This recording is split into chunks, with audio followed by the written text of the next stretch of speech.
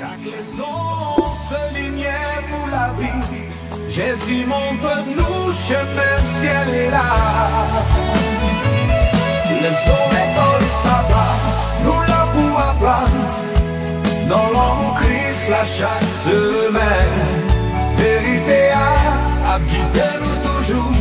Ce Jésus qui c'est l'espoir nous. Bible a ouvert, parole a parlé. Salut, bienvenue. C'est avec plaisir pour nous carrément encore une fois aujourd'hui en chanel pour que ensemble nous étudier la parole de Dieu et comprendre que ça les gain pour moi avec au cas vivre dans les derniers temps.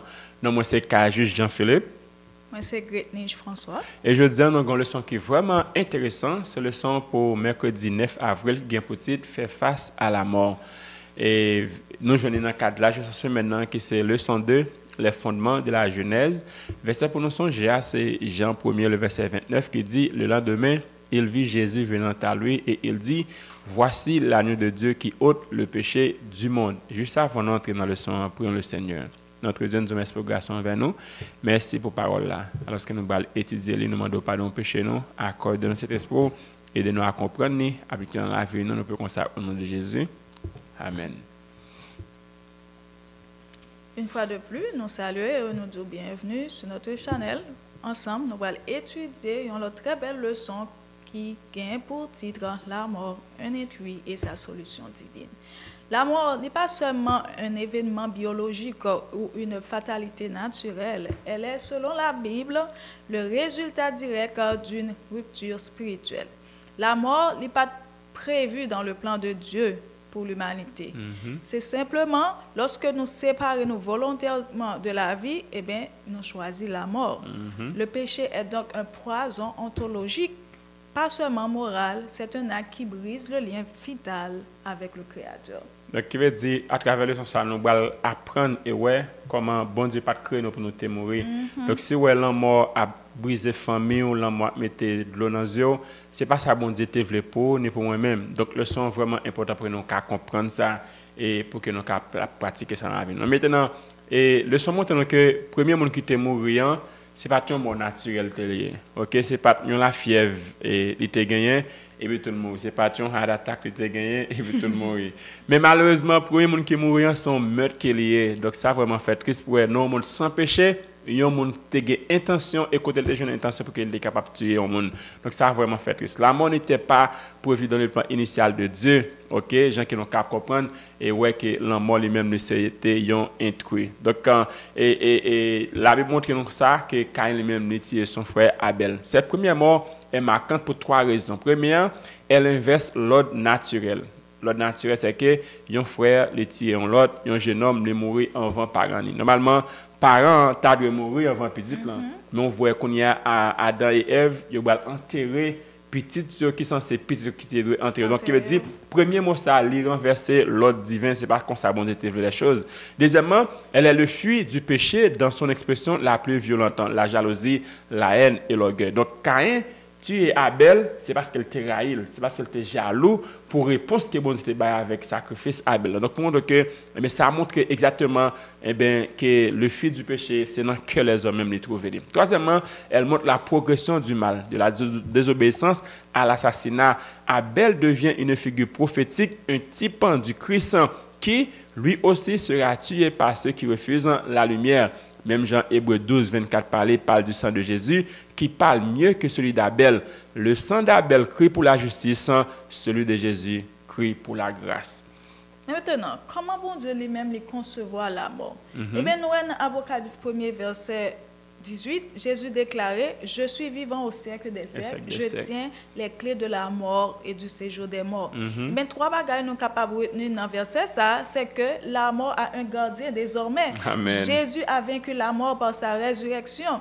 Et deuxièmement, les clés symbolisent l'autorité. Jésus contrôle désormais l'accès à la vie éternelle. Amen. Et troisièmement, la mort n'a plus le dernier mot pour ceux qui sont en Christ. Okay? Ce n'est pas l'âme immortelle qui échappe à la mort, mais c'est le Christ ressuscité qui nous garantit la vie. La vie, exact. Donc, quand trois points sont mentionnés, vraiment important.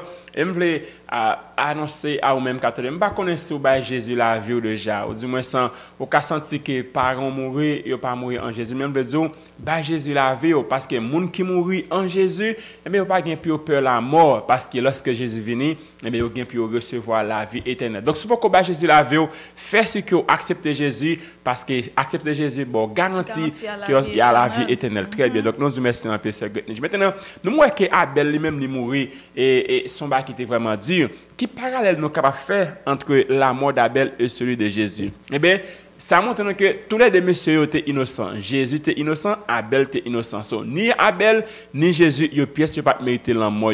Deuxième bagage que nous sommes capables de faire, c'est que, victime de jalousie et de rejet, Caïn rejette l'adoration d'Abel. Les chefs religieux rejettent Jésus. Qui montre que eh bien, tous les deux messieurs étaient victimes de jalousie. Et à cause de ça, ils ont subi la mort. Troisièmement, le sang a une voix. Celui d'Abel crie vers Dieu, celui de Jésus intercède pour nous. À savoir, Abel te mourit, sans Abel crie à bon Dieu pour faire justice. Pendant que Jésus mourit, eh bien, sans Jésus a intercédé pour moi. Pour montrer que, quel que soit ça qui est dans la vie, quel que soit le péché que vous gagnez, Jésus a intercédé pour nous. C'est ce qu'on pour faire. Mettez à genoux et de Jésus, même moi, et Jésus après pour accepter. Quatrièmement, tous deux révèlent la nature du péché. Il tue ce qui est bon, pur et juste. Et cinquièmement, mais seul Jésus peut offrir la vie après la mort. Adam, Abel lui-même, il mourit, la prétend la réjection pendant que Jésus mourit. 3 jours après, Jésus ressuscité. Jésus pendant le temps bois, il réveillé, il ressuscité. Et résurrection de Jésus, victoire Jésus, c'est victoire Pam, c'est victoire pour accepter Jésus. Et comme ça, on va gagner la vie éternelle, bien-aimé. Maintenant, nous voyons que il y a un peu de monde qui peut-être a posé question ça. Et je pense que nous-mêmes, nous sommes capables de poser question ça. Pour qui ça, les gens sont mourir? Pourquoi les gens meurent? Eh bien, nous sommes capables de jouer une réponse dans Genèse 2, versets 15 à 17, côté que Dieu te baille l'ordre à Adam et Ève pour ne pas manger du fruit défendu, parce qu'il dit, le jour où tu en mangeras, tu mourras. Eh bien, texte a révélé, la mort, c'est une conséquence du péché, et non pas un processus biologique inévitable. C'est conséquence péché qui fait que nous-mêmes nous mourons. Parce que Dieu te baille l'ordre, il y a un choix moral. Il te dit, désormais, si nous mangeons, mais ça n'a privé. Donc, c'est 2 choix. Ce soit obéir, vivre, ou bien désobéir, mourir. Parce que la mort n'est pas en punition arbitraire, mais c'est la conséquence naturelle d'un détachement de la source de vie. Okay? Et ça, c'est tellement intéressant. Bon Dieu a 2 choix. Pas manger, obéir, à vivre, désobéir, à mourir. Malheureusement, je choisis désobéir. Mais il y a besoin d'expérimenter ça mourir. Malheureusement, je choisis désobéissance. En plus, fois, c'est ça que même nous faisons dans le choix, dans la façon que nous-mêmes nous agir. Le plus souvent, je ne sais pas si c'est par curiosité ou pas, mais le plus souvent, nous toujours tendance à aller dans la direction opposée par rapport avec ça, bon Dieu lui-même dit. En clair, nous, l'homme, en se coupant de Dieu par le péché, eh bien, nous coupons de la vie. Parce que bon Dieu, c'est lui-même qui est source de vie. Aussitôt que nous détachons de bon Dieu, nous détachons de Dieu, nous détachons de la vie. Même gens, nous, comme si il y a une lampe. Quand vous descendez le switch là, eh bien, par un courant. Vous déploguez l'exact. Donc, pour montrer que moi, c'est ma avocat aujourd'hui, ou même qui attendait, je ne sais pas si accepter Jésus, pour montrer que si vous continuez à vivre dans la désobéissance, où on doit beaucoup mourir physiquement, mais spirituellement on mourir. Donc, pour montrer que eh bien, la mort, c'est une déconnexion, une connexion qui est faite entre bon Dieu et nous-mêmes. Donc, il veut dire, soit continuer à vivre dans la désobéissance, soit continuer à vivre dans le péché, où on doit toujours vivre physiquement, mais spirituellement, on perd la vie. Donc, l'intéressant pour que moi, c'est ma vie. Chaque jour, nous avons quitté Jésus, entrer dans la vie, nous, et comme ça, nous avons vivre et gagner la vie qui ne peut jamais finir en Jésus-Christ. Maintenant, comment lui-même, Jacques mentionne là, comment Dieu perçoit la mort? Eh bien, Abel lui-même est tué injustement par Caïn. Bon Dieu intervenit immédiatement. Ok, bon Dieu pas quitter le temps passé. Il parle à Caïn, lui demandant des comptes et entend le sang d'Abel crier du sol. Cela révèle que bon Dieu est profondément touché par la mort, surtout lorsque la mort c'est à son mort dans le monde qui est juste lié. Dieu voit la mort comme une tragédie, une rupture de la justice, une souillure sur sa création parfaite. Il ne reste pas indifférent. Il entend, il pleure et il juge. Pour montrer que, eh bien, les gens qui a mouru dans le monde, qui a mouru de façon injuste, bon Dieu, ouais ça, que bon Dieu fait le mal, ouais ça me dit, bon Dieu prend ça en compte. Donc c'est pour ça que moi, de faire sûr que la mort nous pas en vain, à nous faire si nous accepter Jésus. si le fois nous arrive nous perdre la vie sur terre ça, nous ce qui est certain qui n'a venu à au ciel là.